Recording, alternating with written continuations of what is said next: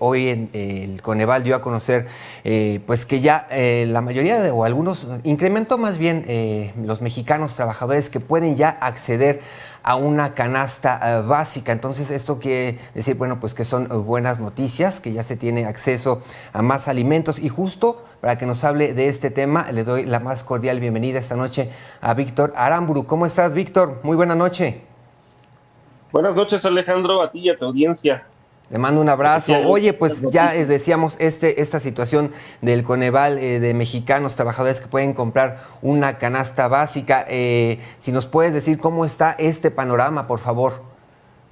Pues son bastante buenas noticias que se vienen dando en parte por la recuperación de la pandemia, pero pues que van de la mano con políticas públicas que se han puesto en marcha en este Ok. gobierno, particularmente la política laboral y específicamente, aunque bueno, no es solamente esa, pero tiene mucho que ver el incremento al salario mínimo que ha sido casi del 90% en términos reales, es decir, una vez descontando el efecto de la inflación que ha sido fuerte, particularmente el año pasado. Aún así, quitando ese efecto, el salario mínimo pues ha tenido un aumento de casi del 90%, ¿no? En lo que va de estos 4 años de la administración del presidente López Obrador.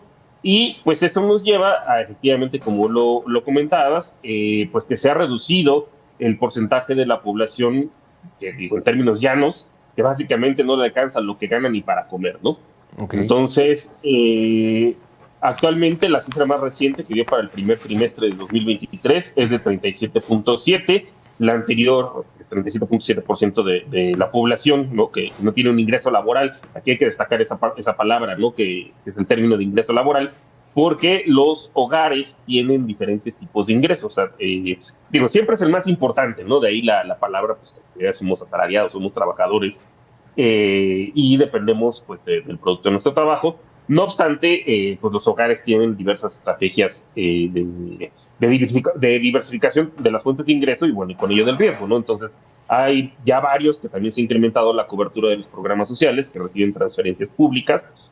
Hay otros que reciben transferencias privadas, principalmente remesas, ¿no? Tienen un familiar en el exterior. Y pues esas son las dos principales fuentes de ingreso, ¿no? Una es el fruto del trabajo y otras pueden ser las transferencias que se reciban ya sea por parte de algún programa social o por parte de alguna remesa. No obstante, aquí lo que estamos midiendo es exclusivamente el ingreso laboral, que es el más importante para la mayoría de nosotros. Y bueno, pues esto va muy de la mano con los aumentos que ha habido históricos y la recuperación del poder adquisitivo del salario mínimo en esta administración. Y pues esta cifra es más baja que todo el sexenio de Enrique Peña Nieto y que la mitad del de Felipe Calderón, la segunda mitad. Entonces, pues ahí es donde se ve que se está recuperando lo perdido, ¿no? En los últimos dos sexenios neoliberales. Y en realidad, si nos vamos más para atrás, pues desde Miguel de la Madrid, ¿no? Claro. Se empieza a sacrificar el poder adquisitivo de las personas, pues supuestamente para hacer al país competitivo y controlar la inflación. Ya vimos que pues esos más bien eran mitos neoliberales. Claro, ahora, Víctor, yo te quisiera preguntar, porque, bueno, en varios medios de comunicación, incluso en la gente de calle, en los mercados, yo acudo al mercado y vemos que la gente dice, bueno, pues sabes qué, ok, me alcanza más, pero también la inflación subió. Entonces, ¿cómo se logra hacer esa balanza para poder determinar, más bien analizar este tipo de datos que da el Coneval? Digamos que ha sido una recuperación paulatina, como tú bien lo comentas, con el trabajo, las remesas y también algunos programas sociales que apoyan pues a la economía familiar. Aunque en este caso, esa cifra, eso bien lo vamos a saber en agosto, que es cuando publican ya la medición multidimensional de la pobreza, que Ujú. incluye los otros ingresos. Ok. Aquí solamente estamos hablando de ingreso laboral.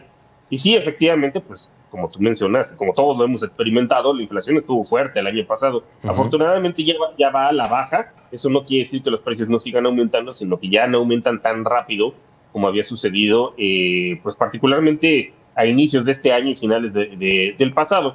Pero, pues aquí lo que tiene que ver mucho es la política laboral. Ok. Si el incremento al salario mínimo es mayor que el incremento del valor de esta canasta alimentaria, pues lo que se ve es un resultado, un incremento en el poder adquisitivo, es decir, finalmente el saldo es positivo. Y es lo que ha estado sucediendo, ¿no? Desde el inicio de la administración, pero particularmente tanto el año pasado como este año.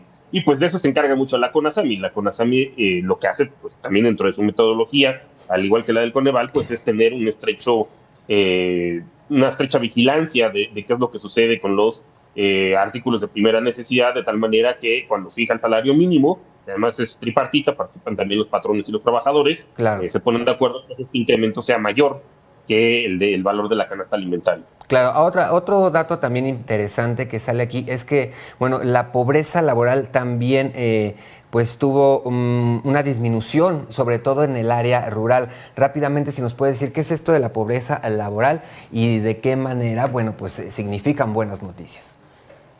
La pobreza laboral es esto que te comentaba, o sea, básicamente el porcentaje de la población, en términos llanos, no le alcanza lo que gana, o sea, por medio de su salario para básicamente mantenerse, para comer, ¿no? Por eso es una canasta alimentaria. Normalmente y estructuralmente en el caso de México, bueno, y en la mayoría de los países, la pobreza tiende a concentrarse en las zonas rurales. Pero lo que vemos aquí es que la disminución de esta pobreza laboral ha sido mayor. No quiere decir que no haya habido también en las zonas urbanas, pero ha sido mayor en las zonas rurales, y te diría que en particular en 3 de los estados que tienen la mayor concentración de la pobreza, que son Oaxaca, Chiapas y Guerrero. De hecho, el que más ha tenido disminución ha sido Guerrero y Oaxaca, y también ha habido en Chiapas, aunque no de tanta magnitud.